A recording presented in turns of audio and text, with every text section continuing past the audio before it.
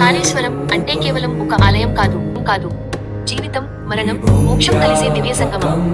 తెలంగాణలో గోదావరి, ప్రాణహిత నదుల పవిత్ర సంగమంలో వెలసిన శ్రీ కాళేశ్వర ముక్తేశ్వర స్వామి దేవస్థానం దక్షిణ కాశీగా ప్రసిద్ధి చెందింది. ఇక్కడ జరిగే పుష్కరాలు భక్తికి, ఆధ్యాత్మికతకు మహోత్సవంలా నిలుస్తాయి.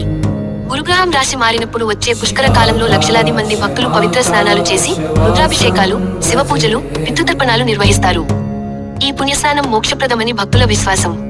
వేద్ఘోషలు, హారతుల వెలుగులు, భక్తి నినాదాలతో కాళేశ్వరం ఆ రోజుల్లో ఓ దివ్యక్షేత్రంగా మారిపోతుంది. ఈ ఆలయంలోని అత్యంత విశేషం ఒకే పీఠంపై 2 శివలింగాలు ఉండటం. ఒకటి ముక్తేశ్వర స్వామి, శివుడు, మరొకటి కాళేశ్వరుడు, యమధర్మరాజు ను సూచిస్తాయి. జీవితం మరియు మరణం ఒకే సత్యానికి 2 రూపాలని తెలిపే అరుదైన ఆధ్యాత్మిక చిహ్నంగా ఈ విగ్రహాన్ని భావిస్తారు.